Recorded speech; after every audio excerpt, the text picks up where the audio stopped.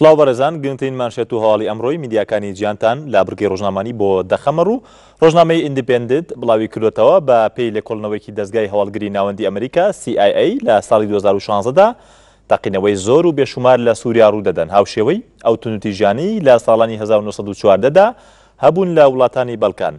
بەپێی بەدەدەچوونەکە ئەسەد دووهەمین کارتی خۆی بەکاردەهێنێت بۆ ئەوەی لە دەسەڵاتدا بمێنێتەوە و لێکۆڵنەوەکەی CIA ئاشکرای دەکات ئەسەد دەیەوێت بیسەلمێنێت کە نەیارەکانی لەلایەن هێزە نێودەوڵەتیەکانەوە کۆنتڕۆڵ کراون. لێکۆڵنەوەکەی CIA بە ناونیشانی سووریا داهاتووی ئەسەدە.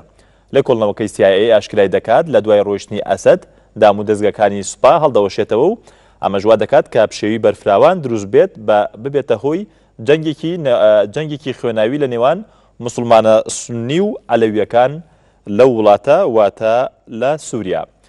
دەچینە ماڵپەری میرەر کە بڵاوی کردوێتەوە داعش بڕیاری داوە ئەو منداڵانە بکوژێت کە نەخۆشی مەنگۆلیان هەیە. بەپێی هەواڵەکە داعش هەموو ئەو منداڵانە دەکوژێت کە بە ناتەواوی لەدایک دەبن یان خاوەن پێداویستی تایبەت بن کە ئەمانە هاوشێوەی ئەو ڕەفتاری نازیەکانە کە بەرامبەر خاوەن پێداویستی تایبەتەکان ئەنجامێندا.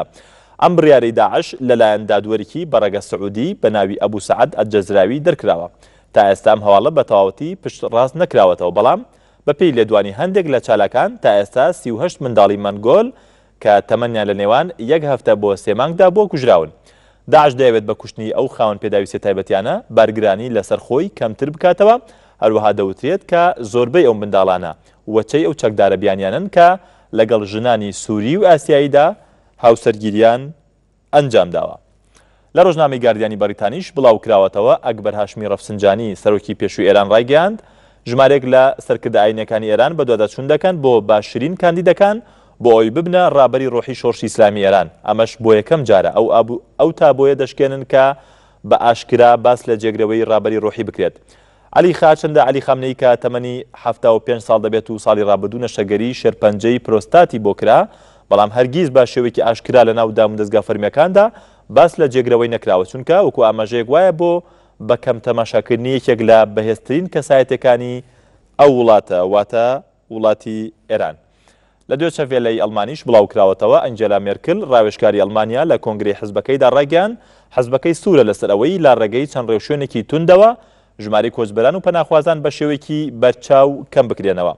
وتیشی ئەم شەپۆلەی پەناخوازان چیدی لە توانای ئەڵمانیادا نییە و ئەگەر بەم جۆرە بەردەوام بێت نە دەوڵەت نە کۆمەڵگەی ئەڵمانیا بەرگەی ناگرن.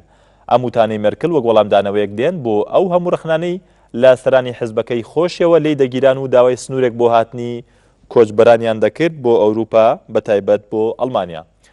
لە N24 ئەڵمانیش بڵاو کراوەتەوە یەکێتی ئەوروپا دانوستانەکانی ئەندامەکانی ئەندامێتی تورکیا دەست پێ دەکاتەوە. لە کۆبنەوەیکی وەزیرانی دەرەوەی ئەوروپا بڕیاردرا بە دەستپێکردنەوەی دانوستانەکانی وەرگرتنی تورکیا بۆ ناو یەکێتی ئەوروپا. ئەم بڕیارەش پشتی بە ڕێکەوتنێکی پێشتر بەستووەکە لە مانگی تشرینی دووەمدا لەسەر هاوکاری نێوان تورکیا و یەکێتی ئەوروپا لەبارەی کۆچبەرانەوە کرا. لەم بڕیارە نوێژدا هاتووە کە ئەوروپا وەک یەکەم هەنگاو لە گونجاندنی ئابووری تورکیاوە لەگەڵ ئابووری ئەوروپا دەست پێ دەکاتەوە. تورکیا لە ساڵی 1999 بە شێوەیەکی فەرمی کاندیدە بۆ ئەندامەتی یەکێتی ئەوروپا، بەڵام لە 2005ەوە دانوستان لەم بارەیەوە دەستی پێکردووە و لە سەرکێشەی قوبروس دانوستانەکان ڕاگیران. ئەم جارەش جگە لە تورکیا ئەندامەتی سربیاش لە ئارادایە و دۆسەی دارایی و سیاسەتی کۆسۆڤۆ بۆ ئەم مەبەستە تاوتوێ دەگرێت. ئەمە بەشێک بوو لە مانشێت و هەواڵی ئەمڕۆی میدیاکانی جیهان. کاتێکی خۆش.